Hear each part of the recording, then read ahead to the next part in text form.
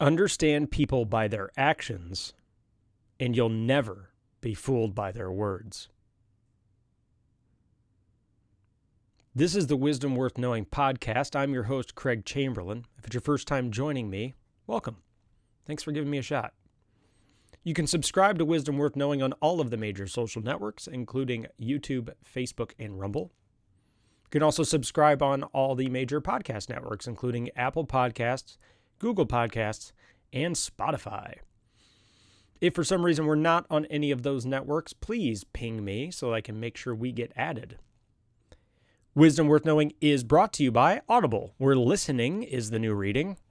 Get unlimited access to thousands of audiobooks completely free for 30 days.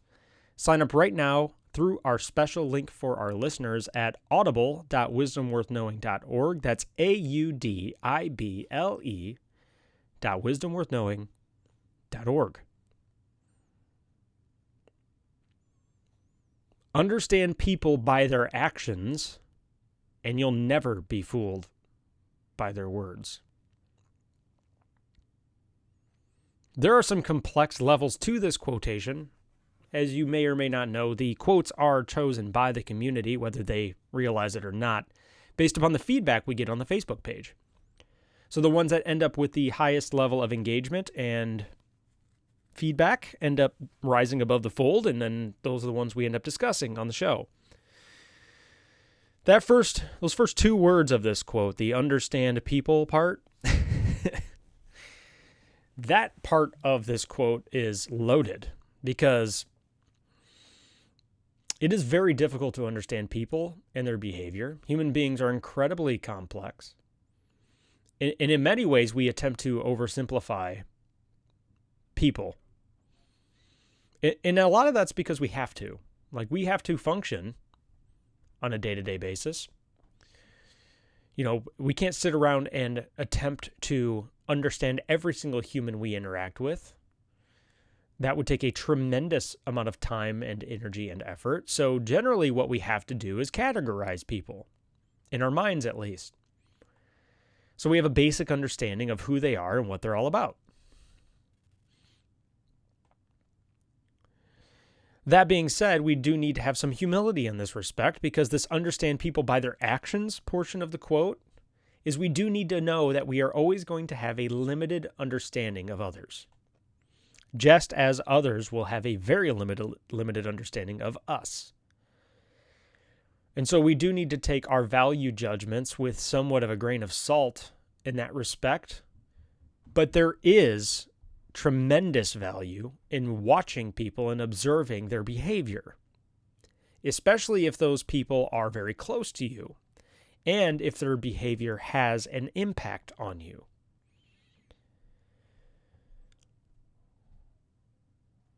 The obvious trap in the first part of this quote, actually in the fullness of the quote, is that there are those of us who are genuinely trusting of others, and that is a good thing. Like, it's good to trust people, but that trust should be balanced with actual experience, and trust should be should be assessed. The amount of trust we extend to people should be assessed based on our experience with them and not our experience with other people. And so this is a very, very difficult thing to balance, right? So it's like every time we interact with a new human, we have to extend a new level of trust to that person because we don't know the person, right? And so this is a risky thing. You know, extending new levels of trust to people is a scary thing because it always opens us up to disappointment, to being hurt.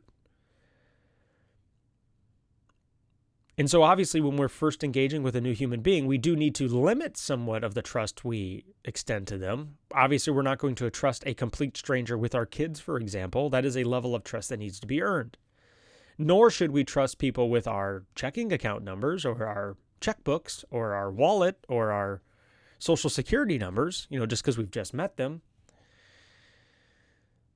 So trust is obviously something that is earned over time. And if a relationship has been totally crippled and thrown out of whack, and the power dynamic has been totally screwed up, and the trust has been totally thrown out of whack, then we will find ourselves in a situation where we are trusting people that we definitely should not be trusting anymore. If we don't stop to observe the actions of the people we extend trust to, then we will basically continually open ourselves to being hurt over and over again, or betrayed over and over again. So we do need to observe whether or not our trust is well placed. And this is really only something we can do, because only we know what level of trust we've extended, and only we can know if that trust has been betrayed. And then we need to ask ourselves is if we are being continually betrayed by others or by people in certain relationships, are we confronting them about that? Or are we playing the victim, the perpetual victim? Because trust is a complex thing. It does require that we set some boundaries, because if people are never confronted about their betrayals, or even if it's on a small level, because you trusted them and you were hurt by their betrayal, even if it's on a small level, then how will they ever know that it hurt you? So there's two ends to this argument. Because I do notice that a lot of us, what we will do is we will say, well, I can't trust that person. And that person isn't even aware that you can't trust them because you never actually told them that you can't trust them. And you never told them why. So you can't expect people to alter their behavior and to be more trusting with you if they don't know that you value that trust and you've communicated that to them. Now, if you've effectively communicated to them the importance of them following through with what they told you they were going to do, and you've set that boundary and you've said, listen, if I can't trust you with this small thing, I certainly can't trust you with this bigger thing. Well, then you've set that relationship up for failure, not them. No, you got to take ownership of that side of the relationship. So this is a double-edged sword.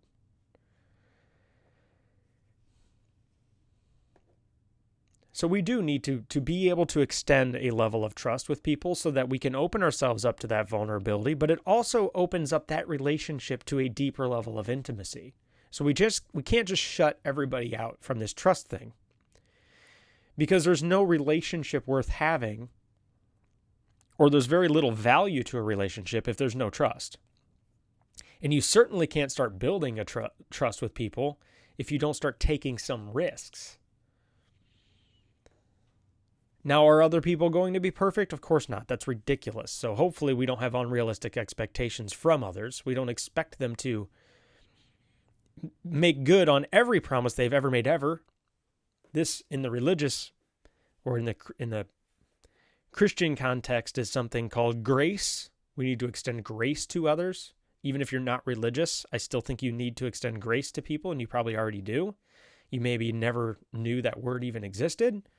But grace is the act of allowing people to be human, allowing them to make mistakes, and forgiving them without them asking for forgiveness. So there's a level of grace we need to extend to other people. Otherwise, we expect other people to be perfect, and if we go down that path, expect to be both perpetually disappointed and to never have a good relationship with anybody unless they are fake. And you can't really put good relationship and fake people in the same equation. What you have there is a temporary relationship built on a lie. So we do need to understand people based on their actions, because I don't know if you knew this, but us human beings, we're liars. We make excuses. We disappoint people. And then we make promises that are grandiose promises, and we don't make good on those promises. And so this understanding people by their words alone can be a huge mistake, because we tend to overpromise as humans. We over dramatize. We oversell. We're like marketers. We sell people on an idea. And so it's very important that we stop and take the time to observe their actions after the words. And then bring that back into the fold if a betrayal occurs or if a broken promise occurs. And I don't mean throw it back in their face and be a jerk about it. Obviously, use tact and be respectful. But the most important thing is to communicate how much you value the relationship and how much you want the relationship built on trust. Because there are extremely valuable benefits to having a relationship built on trust. We're going to go into that here in a second. But first, Wisdom Worth Knowing is brought to you by Amazon Audible. If you're like me and you love reading but don't have the time, then Audible audiobooks may be the perfect solution for you. With Audible, listening is the new reading. You can pop in your earbuds and discover that next exciting adventure or expand your knowledge from any PC, Mac, Android, Alexa, or Apple device. And check this out, because you listen to this show, for a limited time, my listeners can get instant access to thousands of audiobooks from Audible's Premium Plus catalog completely free. Just visit audible.wisdomworthknowing.org. That's the special link, audible.wisdomworthknowing.org right now, and take advantage of a free 30-day trial. And for 30 days, you'll get full access to the Audible Premium Plus catalog, as well as an additional free title, any title in the entire library of your choosing. If you discover audiobooks aren't for you, no problem. You can cancel instantly online. You will never get charged a penny. That's it. It's that simple. 2 years ago, audiobooks and Audible began to change my life, and they may change yours too. So pause this podcast and head over to Audible to take advantage of this limited time offer for my listeners. That's audible.wisdomworthknowing.org. And sign up right now for the free trial. There are tremendous benefits to a relationship built on trust. If you've never experienced the intimacy of a deep friendship, it's never too late to get started. And yes, it's true, you can't always extend deep levels of trust with people, every person you encounter. But trust can be built over time, and it generally is built over time, by two factors. The first factor is by spending time with the other person.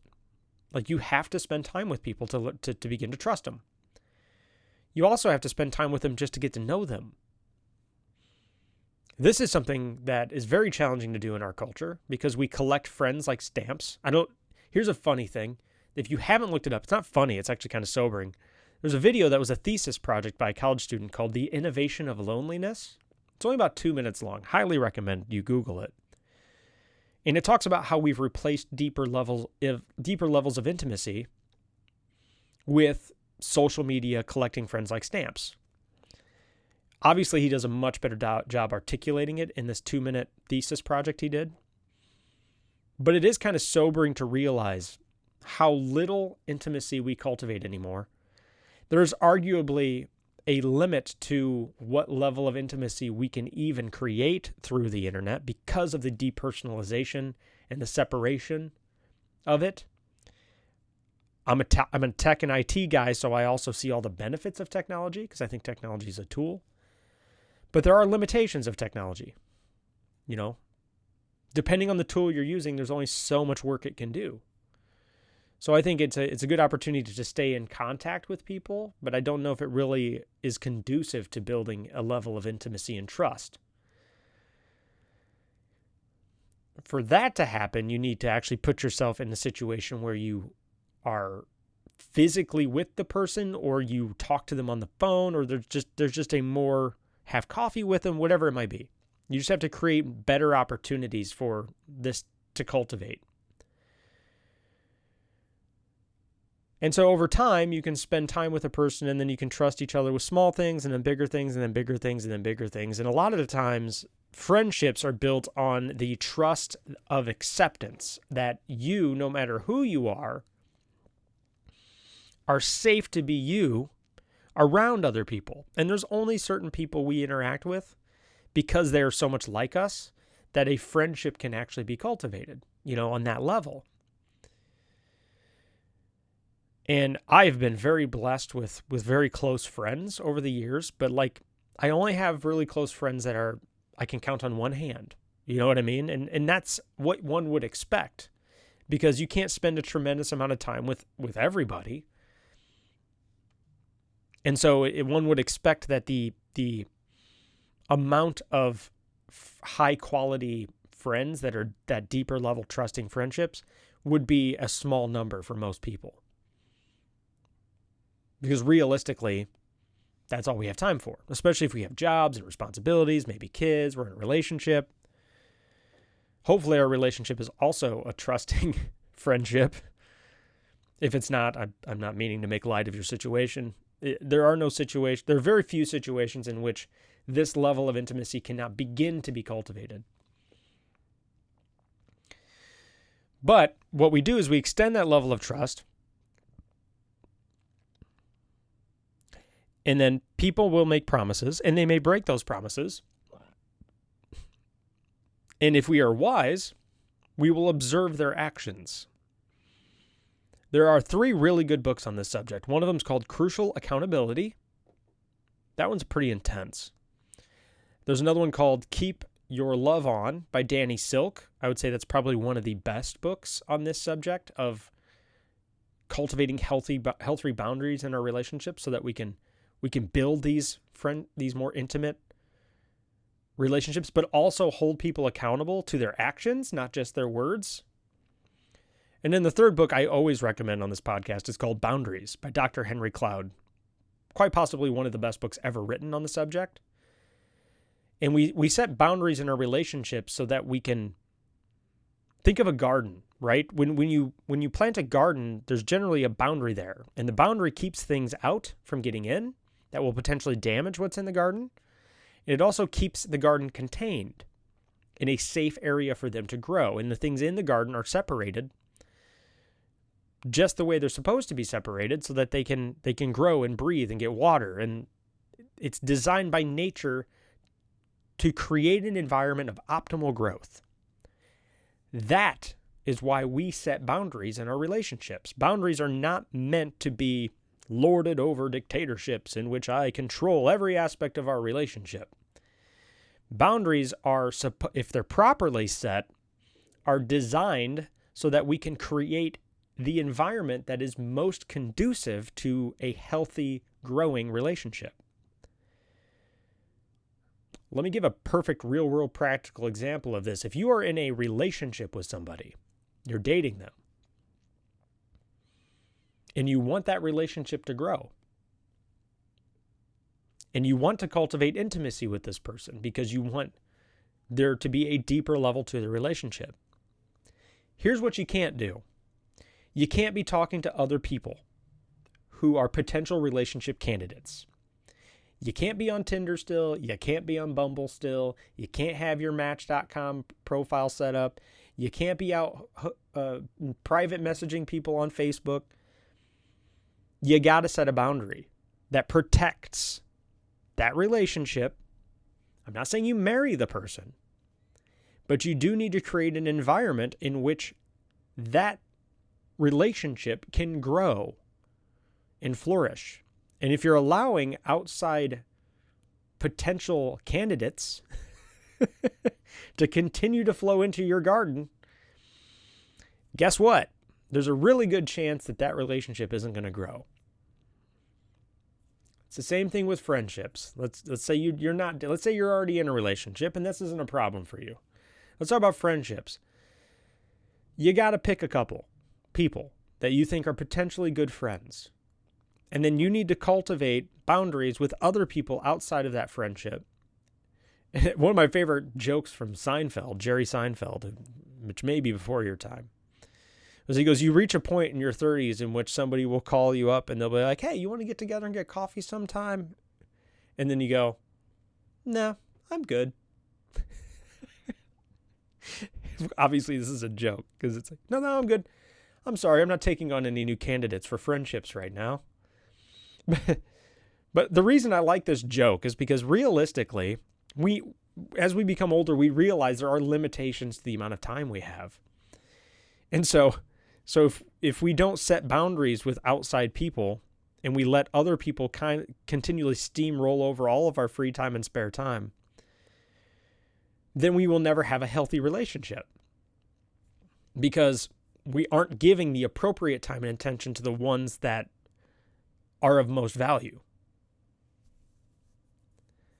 So this boundary thing is, seriously, it will change your life if you learn to master this. I mean, it will absolutely change your life. And those three books alone, you could read them over and over and over again. They are amazing tools. They give amazing tools for creating healthy boundaries for better relationships with friends, better relationships with potential partners, better relationships with our kids, better relationships with our coworkers, because we need to know where we end and they begin. There was something I said in high school, and I didn't even realize that this was a thing that I was doing at the time, and then I was setting boundaries, and I didn't even realize I was setting boundaries. Was that I had a saying that I used to say. I'm like, well, I used to tell it to my mom, because she would be worried about certain people I would associate with, and I'd be like, well, that's a school friend. And she's like, well, what do you mean? I'm like, that's somebody who probably won't ever come over and hang out with me at home. That's a school friend. I hang out with them in class, we get along, we chat, they're fun. But, I mean, their character doesn't really line up with me, and so they're what I call a school friend. And so I would keep certain people at arm's length, and I never even realized I was doing it. So I had like a categorization of people, and it generally lined up with my hobbies. So like we just had to be able to have conversations about fun things like video games at the time. That was big on video games, movies. So there were certain categories or topics in which were kind of intertwined with my identity. And so the people I spent the most time with had to kind of line up with that a little bit at least, which ended up being a very small group. And most of my really close friendships are still from high school. Obviously, because high school is an incredible opportunity to spend an immense amount of time with a small group of people. Same thing with college. These are, because you don't have any real world responsibilities yet, it's an incredible opportunity to really spend a tremendous amount of time and build deeper friendships with people. Especially if you master this boundary thing early in your life. You will be able to create deep, rich, valuable friendships in whatever environment you might be in.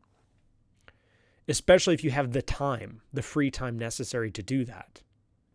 So like me now at 37 with a career that requires 40 to 50 hours of my time a week, and then a family that requires at least 20, if I'm doing it properly, at least 20 hours of my time a week, I don't have a whole lot of time in which I'm conscious to actually be able to cultivate these new friendships and relationships. And so bringing new people into the fold is incredibly challenging for me. Now, I'm in a season. My kids are 8 and 11. And so right now they do require a tremendous amount of my time. And that's a good thing. And if I'm setting boundaries appropriately, I am protecting that time with my kids so that I can cultivate that deeper relationship with them, because I want to have that. But if I'm allowing other people to hijack all of my time and energy because I can't say no, by the way, I went through this whole phase. I went through all this. I was at the way, way wrong end of this spectrum not 5-10 years ago. So there is hope. I could literally not say no to people without feeling tremendously guilty and beating myself up. Now no is like my go-to move, which isn't always a good thing. I'm better at saying no than I was when I first started saying no, because it was a lot harder then. So I've gotten better at setting that no boundary in a more respectful and loving way. And the books I mentioned in this podcast are part of the reason I've gotten better at it, because they've just given me better tools for communicating.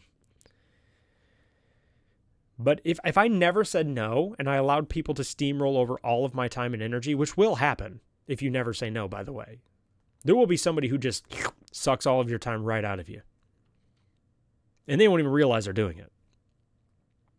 Then I am robbing the intimacy of all my other relationships and friendships. Think about that for a while. If you can never say no at work to overtime and extra workload and more work and more work and more work, remember that everything comes at a cost. Nothing is free. It's true for economics and it's true for human behavior. Nothing is free in this life. Your time is currency. So when you sacrifice that time at the altar of work all the time, then you're also sacrificing all of the opportunities you had to cultivate intimacy with the people closest to you. Now, maybe at your current stage of life, that's where you want to be because you know you're making a limited time sacrifice so that you can have less hours later on. You know, the ultimate goal is to get to a point in your career in which you will have more time. And as long as that's the end goal, fine. If you got to make short-term sacrifices, that's fine. But it's good to know and be aware that you are making that sacrifice.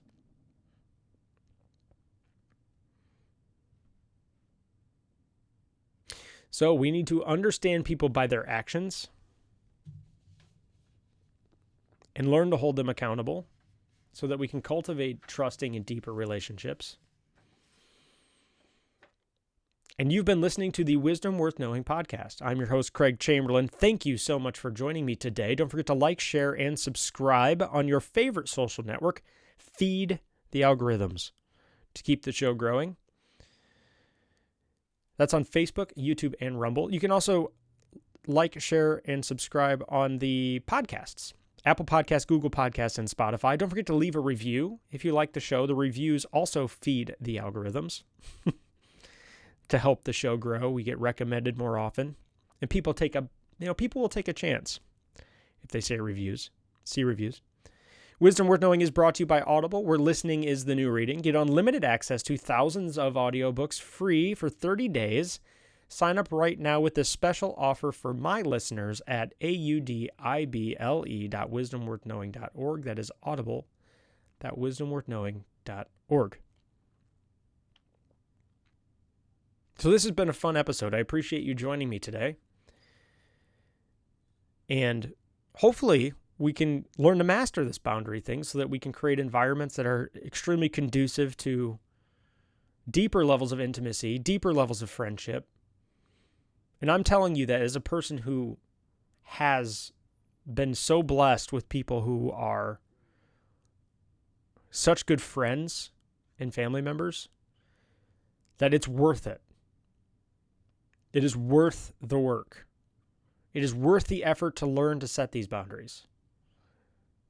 Because there's something that will always be there for you. And I don't mean just on a trusting level. But there's something that a friendship is a aspect of your life in which it will always have novelty. It will always be different. There will always be new conversations to have. There will always be deep levels of discussion to take place. There will always be something there that is unpredictable, unexpected, and fun. And that's something that I want everybody to experience at some point in their lives if they haven't experienced it already. But we can only experience that if we create an environment in which that can happen. And if a friendship doesn't work out, that's fine. You know, there's a million, how many, like 7 billion people on the planet. Just try again. That's all we can do. So until next time, understand people by their actions, and you'll never be fooled by their words. And until tomorrow, let's work on being the best version of ourselves we can today, because that's all we can do. Have a great day.